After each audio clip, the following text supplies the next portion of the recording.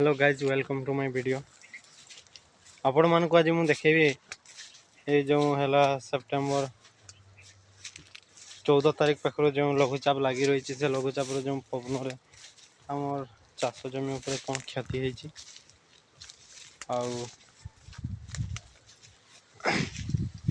पानी केमती जमा रही चाष इना टे जेहेतु टे तार पानी बेसी गला माने मूल पचिजार संभावना बहुत थाए तेणु आपको आज से देखेबी आम बाड़ीर किपर दृश्य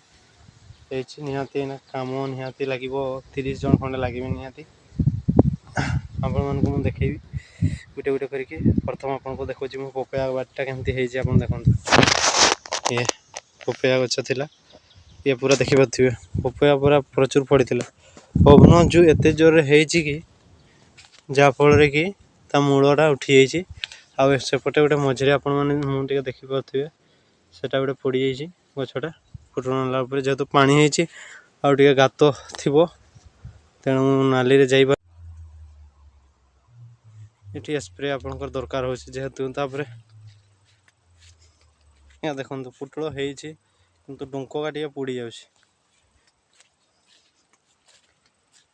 टाइप क्षय क्षति आज्ञा देखिपे किपर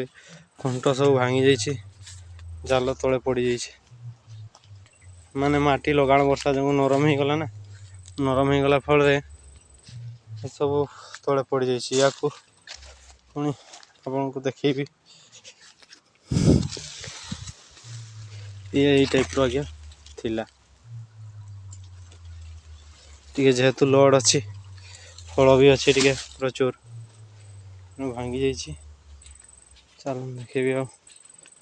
बाड़ी आज्ञा बहुत खुंट भांगी जाइए खुंट निहाती लगे 100-200 खंडे खुंट लगे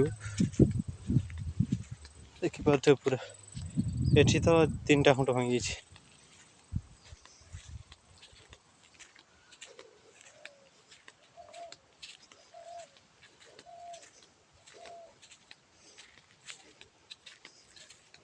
ये भी गोटे पपया गच लौटी जहाँफल गोटे नाली पूरा नष्ट हो पूरा देखिपे पूरा ये टाइप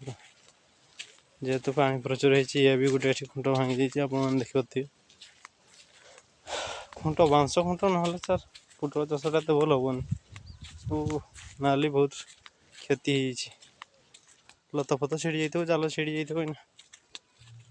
पुणी रिपेयरमेंट करते से भितर देखिपे